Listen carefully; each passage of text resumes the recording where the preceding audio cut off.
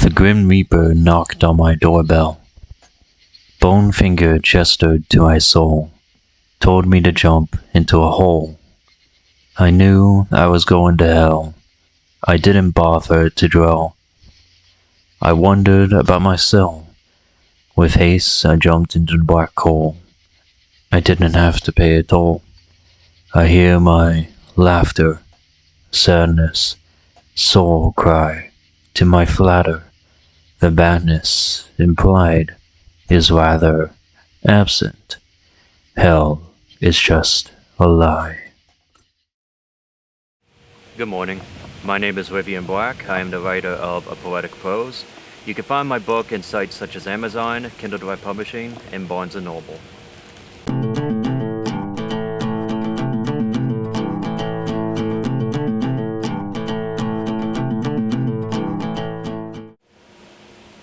A Poetic Prose, as well as my other book, Poems of Absence, deals with more melancholic topics and themes.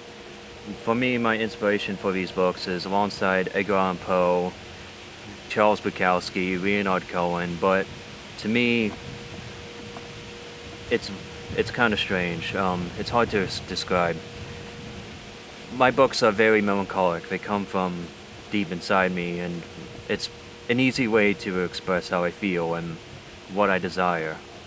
For me, the ideas of my books and my art, my poetry, etc., they come from more so what I see, hear, and feel in life. Once again, it's hard to explain when it's hard to explain because you can't really convey how you feel even through an art form such as poetry. Many would ask, oh, how do you interpret this? Well, even I don't know how I can really interpret my art. Back during my school days in 2000 to 2016, I had no really apparitions of being a writer at all. My main thing I was into was video games and movies, media, that sort of thing. It wasn't until I was a junior or senior in high school and I met a friend of mine. He was my English teacher, my sort of mentor, and he introduced me to creative writing, and I found I have a real passion for it, especially poetry. And he further kindled the fire, and eventually I'm here now with two books of poetry. And I still talk to him to this day, and he still sort of inspires me. Well, for me, my writing routine, I have very scant hours to do my work, whether it be furniture or writing. I have very small window of time between my job. So, usually I would get up, have coffee, of course, and then I would go outside to my workshop or sit outside of my patio or gazebo, and I would listen to music, have a nice cigar, maybe coffee, depending on time of day. I would have wine, and I just sit there and think and try and write about maybe a page or a couple poems a day. But it all really depends. For my writing process also sort of invades my work life. While I'm in the middle of a kitchen doing work, I would have a poem, or I would start to think in my head, this would be a good title for a poem, or I would do rhyming in my head, or, kind of tell myself stories. And in the middle of work, I would quickly go to my bag and I would take out my poetry journal and just quickly scribble stuff down, or perhaps even on my phone. It's quite a hassle because I know if I don't write it down, then I will eventually forget it, and that would be a tragedy to me because who knows how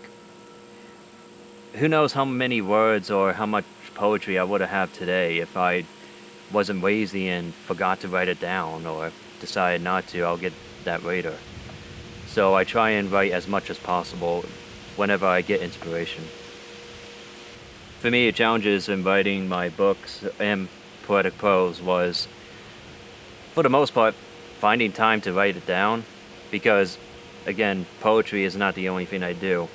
I try to do as much as I can outside of work, but then again, even during work, I could possibly write, but, you know, work is work, so you gotta work. You gotta make money. And for me, the biggest challenge of writing is, it's strange because, like, writing, you can't just write it instantly, you know, you have to think about it, you know, you can't just write some bullshit down, you know what I mean, and call it a day. It takes time, it takes effort and dedication. So, like, to go from writing half a poem to doing it later on the next day or even weeks in advance, it's difficult because you lose that sort of interest or that vibe you were going for. For me, when I write, I'm in a certain mood. I'm melancholic, I'm depressed. That's usually when my writing is at its best. And eventually at a time I'll be happy or something, or I lose that sort of, like, that feeling I have, and then that poem, which would have been great, turns into sort of mediocrity or something akin to that. For me, my favorite poem has to be Discipline for the Art, because it comes from deep inside me, and it quite explains a lot of my writing process and my trouble with writing. I'm in need of a discipline, a way to find my art, a way to create a sermon before my mind falls apart. Yearning within me is burning, like a stiff within a graveyard. Even if I am determined, little hope is in the dark. It's saying that I need a way to make discipline for myself. That way I cannot waste time at all, such as, you know, goofing off or just sitting outside smoking a cigar, you know, drinking wine and not really getting anything accomplished. I know that my time on Earth is short. Even after this interview, I could be driving down, you know, the highway and get in a car accident and I'll be dead. So I need as much time as possible, and I need to make that time and turn it into something productive, so I can do what I want to do, and, you know, just get work done. You know, if I'm passionate about something, I want to get it out there as much as possible, and just write poetry. It's what I want to do, and I don't want to waste my time doing anything other than that. Actually, I do experiment and work on a lot of stuff.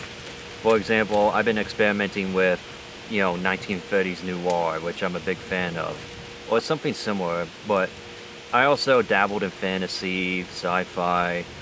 What I'm doing now is trying to get into short story writing. I actually submitted a short story not too long ago to Curious Corvid Publishing, and it's been accepted into a magazine. It is called Fear of a Second Death. It is about a friend gets a letter from his brother, who he hasn't spoken with in, say, 5 to 10 years. And he seems to be in a sort of depression, or he's sort of being poisoned, as he says it. And when he gets there, he finds his best friend, his brother, almost dead, just very gaunt, very ghastly looking. And he tries to help him and find a way to, first of all, get him into better health, and also find what is the source of his melancholic state, to which to him it is dying a second time. To him, what I mean by fear of a second death, to me, there is not just one death when you physically die, you die twice. Let's say you die, you go to your funeral, of course, and your friends and family are there, but then again, afterwards, what happens? Maybe family visits your grave, or, people talk about you. But then, those friends and family, they die. Then who's left to talk about you? Who's there to visit and clean your tombstone? Nobody. Eventually, your tombstone will fade, your name will be obscured, and you are lost to history. Your name and who you are will forever be forgotten. And that, to me, is the second death. And the writer in my short story, Fear of a Second Death, fears this. And he doesn't want to die twice. He wants to be remembered. My advice to inspiring writers is the most basic thing I could say. Write. Just sit down and write. This happened to me a lot when I first started out, where I always thought about writing, and thing is, I didn't actually sit down and do the task. You know what I mean? So, my advice would be sit down, get a pen, get a pencil, typewriter, laptop, get whatever, and actually physically do the work. Because regardless of how you see it as, oh, it's fun, so therefore it's not work, if you're passionate about something and you want to get it done and you want people to see it, you have to put in the work. You can't just say, I want to do this and expect it to happen. To me, I think the more I'm passionate about something, the harder I will work for it. Such as my furniture, it's a hell of a job. It took me like 10 hours or so just to strip wood off of furniture. But the thing is, in the end of my work, I've got something beautiful to show people. Same thing with poetry, same thing with writing or anything. So aside from my writing and my poetry, I'm very passionate about the goth culture, the goth subculture, anything spooky, gothic, or melancholic. And my main thing is I refinish furniture or do gothic crafts. My main item I would say that I sell at crafts fairs and shows is cigar boxes that they used to be old cigar humidors that I would buy from cigar shops or yard sales or something like that. And I would completely refinish them and turn them into beautiful gothic vessels for jewelry, trinkets, sever fingers of your enemies, whatever. And I just love the process of transforming something mundane, boring, you know, just dull into something beautiful. It is a true art form, even if it is just furniture. And also, it is practical, Hopefully, one day I can make an actual business out of it. I would say my biggest insecurity would have to be my self esteem and my self worth. Growing up, I was always, the back of a corner, a kid in the class that no one really paid attention to. Either that, or they just saw it's Rythian, just avoid them. And growing up, I didn't have very many friends up until my last year of high school, and I always thought that I'm not beautiful or I'm not going to do anything worth anything. And, now thinking back on it, I wish I was more, let's say, happy or, a word for, you know,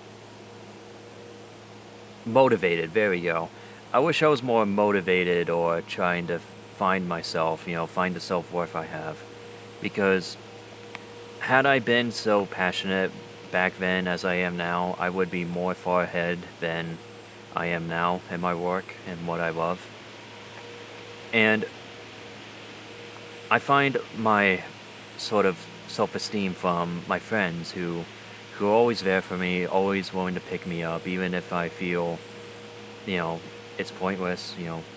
Why write poetry? It's a thousands of year old art form. You know what I mean? No one really cares. And that's one thing I kind of do believe is that nowadays poetry no one really cares about. They're more into TikTok or YouTube or these more visual forms of art. They don't sit down and read a book. At least not as much as I used to. I may be generalizing, but that's the kind of vibe I find nowadays. And, it's hard to find the willingness to do something that you're so passionate about when no one really seems to care. But trust me, people do care about your art form. Whether you're just an aspiring filmmaker, such as my friend behind the camera, or me, a struggling artist trying to get out of their mundane life and live into a sort of fantasy or something like that. Just don't stop doing what you love just because people aren't interested. Because eventually you will find an audience who is willing to buy your book or watch your film. There is a number of influences on me. For one, I am a huge fan of a man by the name of Aurelio Voltaire. Now, Voltaire is a goth musician and a sort of artisan. He does the same thing I do. He refinishes furniture or turns common mundane objects into works of art for his apartment. And watching him, his sort of passion and drive to the goth culture and goth arts, it just inspired me. I was like, this is the man that I want to become like one day, to inspire others to do what they're passionate about. As well as Aurelio Voltaire, people who influence me would be my friends who are fellow spooky, artists, that sort of thing, and as well as people from my past who I no longer really talk to that much anymore, sadly. They're either too busy or they're too far away for me to call to them, but they're they given me what I have now, which is my passion for art. And so I do my best to try and, carry on, do what they would want me to do. For me, film and music heavily inspires my art and my poetry. Mainly because, for example, sitting in a place like this, just the wind blowing, trees all around, river, it's a very beautiful setting to get into the writing mood. And to enhance that mood, I would typically listen to music. If I'm going for a more melancholic, sad vibe, I would listen to sad, melancholic music, that moves me. For example, I listen to a lot of soundtracks from, let's say, shows or movies I watch that made me very sad, and to get into a sad mood, I listen to that soundtrack and I feel the emotions I felt while watching that film or listening to whatever. And also, music and movies are good for finding sort of inspiration on topics or themes. For example, one thing I like to do a lot is I'll listen to a song or something, and in that song I'll find like a lyric or something, that sounds like a great title for a book, and I was like, oh, that sounds very interesting. I could probably use that title to make a poem out of it. And also, it's very relaxing. Listening to music, it keeps me in a calm mood and lets me forget about the horrors and the begrudgingness of life. So, for the future, I plan on writing a whole ton of more books. For example, I have this very amusing book I want to write, perhaps a short story or something about a 1930s gangster who's on a revenge mission to find the person who stole his cannoli. And it's like a totally satire, joking book, as well as I have two other books of poetry planned, such as my next one I plan on coming out called In My Moxie Life. In that book, I plan on writing more about music and my love for it. As well as my next book, my other book of poetry I plan is Muse, which deals with love and people I met in my life and that sort of thing. All that sappy crap. I usually don't write, so maybe that would be a good avenue for me to try and experiment with. As well as I have a very interesting idea for a book. I'm going to call it Zeitgeist. And it's a poetry book, but accompanied with the poem on one side of the page, I will have a image of something on the other to sort of add a visual quality to the reading quality, you know what I mean? As well as, aside from writing, I have a YouTube channel. You can find me at Rythian Black and the Black Emporium on YouTube, where I show people how to turn furniture and make Gothic items. For example, I have a video on how to turn a kid's toy guitar into a Gothic lute, fit for a vampire bard, just interesting stuff like that. I'm still in the learning process on how to edit and everything, so that's a good avenue to explore. And every month or so I go to a convention or a sort of oddities market where you could find me. I'm usually not selling stuff, but I plan on doing that in the future. This coming month in September, I'm going to the Oddities and Delights Crafts Market in Wilkes-Barre or Kingston. It's hosted by a wonderful woman, and she does a lot of these sort of things in the Wilkes-Barre area. So pardon me, If there was a crafts fair or an event, you could probably find me there walking around stalking people or just looking around. Aside from that, there's nothing really else that I do. My my avenue is Gothic furniture and writing books and poetry. That's about it.